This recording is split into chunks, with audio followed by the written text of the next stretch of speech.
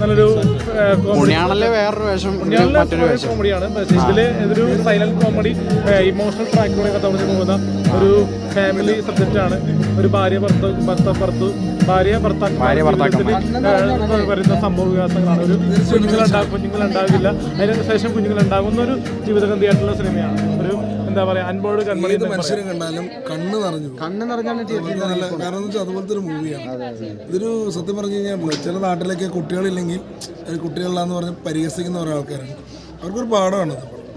പരിഹസിക്കുന്നവർക്ക് ഒരു അടിയായിരിക്കും സിനിമ. എന്തായാലും ഇരുന്ന് കറി കാണുന്നു. പിന്നെ പ്രത്യേകിച്ച് പറയാന്ന് പറഞ്ഞാൽ ചിത്ര ചേച്ചിയുടെ പാട്ടുണ്ട്, നല്ല ഫീൽ ചെയ്യുന്നത്. അതല്ല, ചിത്ര ചേച്ചി കുറെ നല്ലൊരു ഫീൽ ഗുഡ് മൂവിയാണ്. ഞാനാണെങ്കിലും എല്ലാവരും മത്സരിച്ച് അർജുന അശോകന്റെ വൺ ഓഫ് ദ ബെസ്റ്റ്. നമ്മുടെ മാലാപ്പാർവതി ചേച്ചി നമ്മുടെ മുറ സിനിമയ്ക്ക് ശേഷം ഗംഭീര പെർഫോമൻസ് ആണ്. ഗംഭീരമായിട്ട് ചെയ്തിട്ടുണ്ട്. ഒരുപാട് നമ്മുടെ മുറയ്ക്ക് ശേഷം മയൂർമരവന പ്രോഗ്രാം ഉണ്ടല്ലോ, മറ്റേ ബമ്പർച്ചിരി ചേച്ചി ചെയ്തിട്ടുണ്ട്.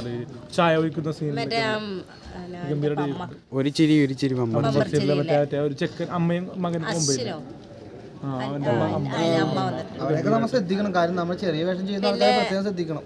നമ്മളെപ്പോലത്തെ കലാകാരന്മാർ ശ്രദ്ധിക്കേണ്ടത് ചെറിയ റോളുകൾ ചെയ്ത ആൾക്കാർ നമ്മൾ ശ്രദ്ധിക്കണമെന്ന് പറയുന്നത്. ഒരുപാട് മറ്റേ ജൂനിയർ ആർട്ടിസ്റ്റുകൾ മന്ദാകിനിയിലെ ഹീറോ അൽത്താഫ് ഉണ്ട്, കോമഡി പിന്നെ ഇതില് നമ്മുടെ ജോണിയാണി ചേട്ടനുണ്ട് ഡോക്ടറായിട്ട്. നല്ലൊരു വേഷമാണ്. എല്ലാവരും കട്ടൊക്കെ ഭഗത് മാനുവൽ വർഷങ്ങൾക്ക് ശേഷം സിനിമയ്ക്ക് ശേഷം ഭഗത് മാനുവൽ ഗംഭീരമായിട്ട് അഭിനയിച്ചിട്ടുണ്ട്. പലരോട് ഇമോഷണൽ ടച്ച് ചെയ്തു.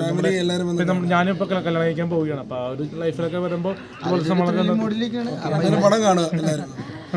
ചേട്ടനെന്താണ് പറയാനുള്ളത്? എനിക്കെന്ന് കല്യാണം കഴിക്കാൻ പോണല്ലോ. അപ്പൊ ഇതൊരു പാടാണ് ഈ സിനിമ കാണുമ്പോ. പിള്ളേരെന്നും പറഞ്ഞ് പെട്ടെന്ന് എടുത്ത് പിടിച്ചൊന്നും ഒന്നും ചെയ്യരുത്. ഈ സിനിമയിൽ കണ്ടർജുന പിള്ളേരുണ്ടാവണതിന് മുമ്പ് ഒരു ഹാപ്പി ലൈഫ് ആയിരിക്കും. അങ്ങനെയല്ലേ? അതുവരെ നീ ഹാപ്പി ആയിട്ട് നിൽക്കണം. ഇനി പിള്ളേരില്ലാന്നും പറഞ്ഞ് പിള്ളേരാവുമ്പോ ഹാപ്പിനെസ് അല്ല ഹാപ്പിനെസ് ആണോ, പക്ഷെ അതിനേക്കാളും കൂടുതൽ ഹാപ്പിനെസ് അല്ല പിള്ളേരുണ്ടാവണ ഇഷ്ടം ഇല്ലാതെയാണ് ഇഷ്ടം.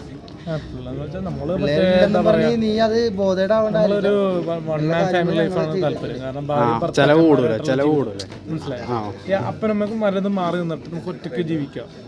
അപ്പൊ ഈ നാട്ടുകാരുടെ ശല്യങ്ങളൊന്നും ഉണ്ടാവില്ലല്ലോ.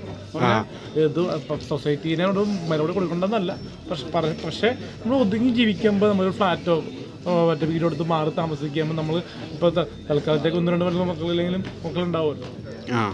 ഇപ്പൊ ഇത് പറഞ്ഞിട്ടില്ല ഒരുപാട് മറ്റേ ടെൻഷൻ ആവില്ല. ശാസ്ത്രം പുരോഗമിച്ചുകൊണ്ടിരിക്കുമ്പോൾ നമ്മൾ ടെക്നോളജി വളരുമ്പോൾ നമുക്ക് മരുന്നുണ്ടാവുമല്ലോ.